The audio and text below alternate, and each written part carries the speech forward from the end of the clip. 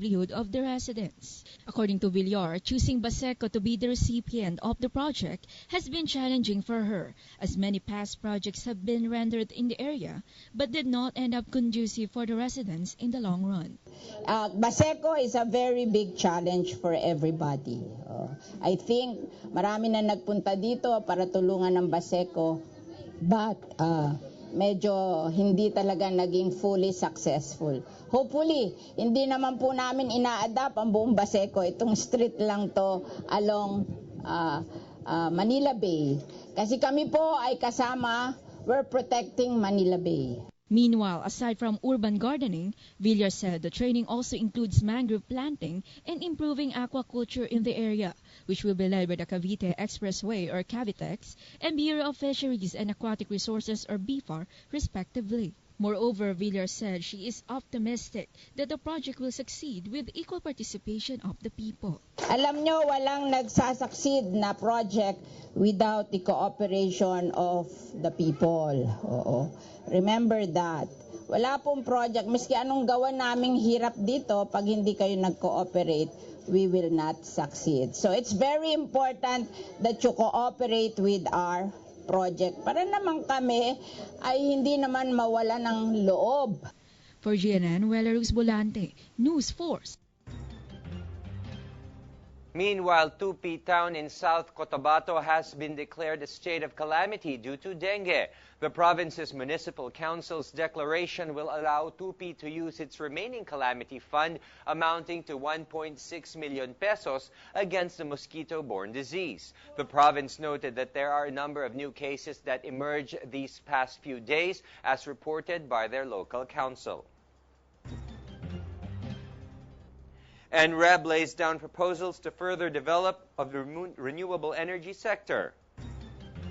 Speechwriter apologizes after Melania Trump plagiarism incident.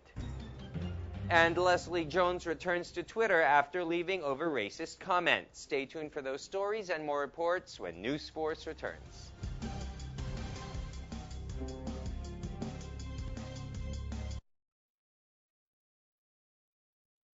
No signal? Check the power and cable connection between the GSAT IRD and the TV set.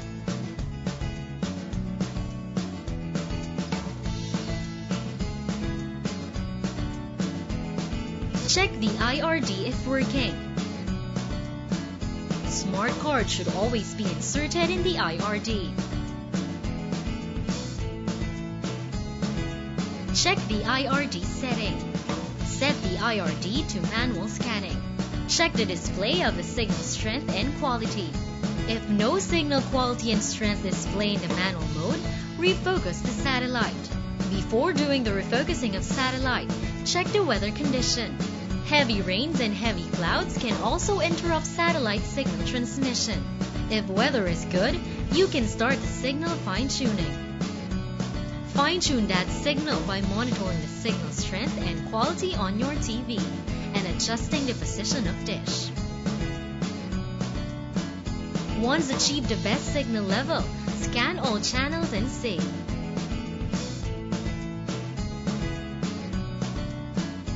Now you can start viewing GSAT's quality programs wherever you are.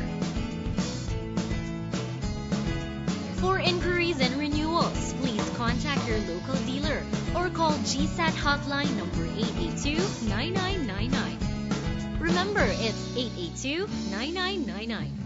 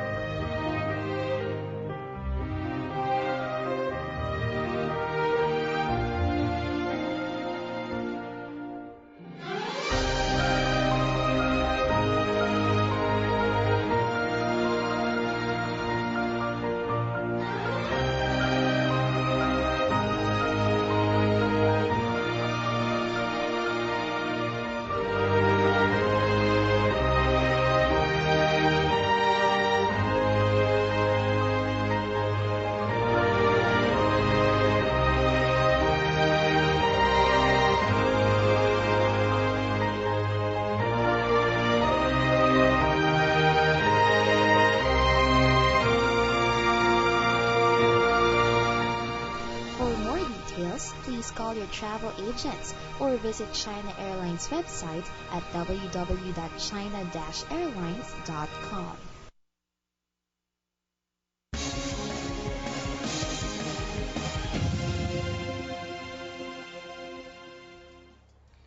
Coronadal City Mayor Peter Miguel announced that plans are being laid out to build a world-class convention center that could at least accommodate 1,000 persons. Miguel added that the facility will be something the city government and its residents could be proud of.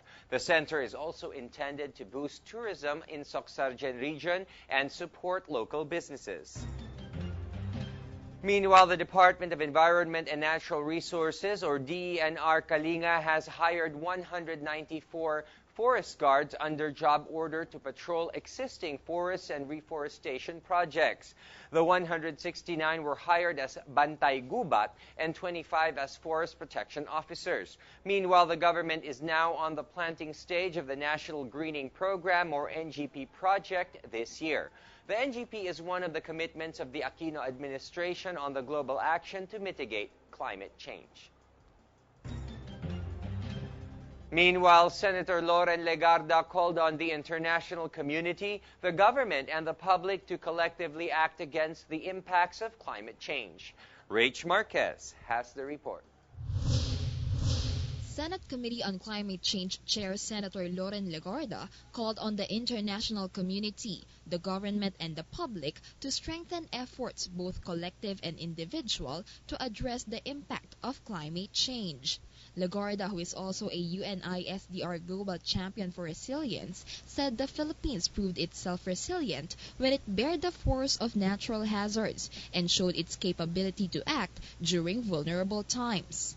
In a forum, the senator cited the government's efforts to address climate change through legislation and funding. Meantime, Legarda noted that the only way to inspire action is to begin with oneself. The Climate Change Committee Chair praised the efforts done by some local government units, including the no trash segregation, no collection policy adopted by the municipality of San Francisco in Camotes Island, and the ecological solid waste management law compliance of Barangay Potrero in Malabon City. Legarda said these communities shall serve as role models in building a resilient community. For GNN, Rach Marquez, News Force. Representatives of mining-affected communities are pleased about the outcome of their dialogue with Department of Environment and Natural Resources, or DNR Secretary Gina Lopez. Lopez pledged to cancel Oceana Gold Philippines Incorporated, or OGP's permit for exploration for expansion, and also ordered an audit of the mining Kasibu, Nueva Vizcaya. Alyansang Tigil Mina, DPDO Earth Savers, Multipurpose Association, and Task Force Detainees of the Philippines consider the outcome a victory for the environment. Meanwhile, Taiwan wants to be included in the talks between the Philippines and China. Paula Solmerano has the story. Taiwan seeks to be included in the talks on the West Philippine Sea, saying it has become a victim of the ruling by a UN-backed arbitral tribunal dismissing China's 9-line historical claim. Gary Songwan Lin, representative of Taiwan in the Philippines, said that the ruling of the International Court on July 12 has violated Taiwan's legitimate rights over the South China Sea islands. Lin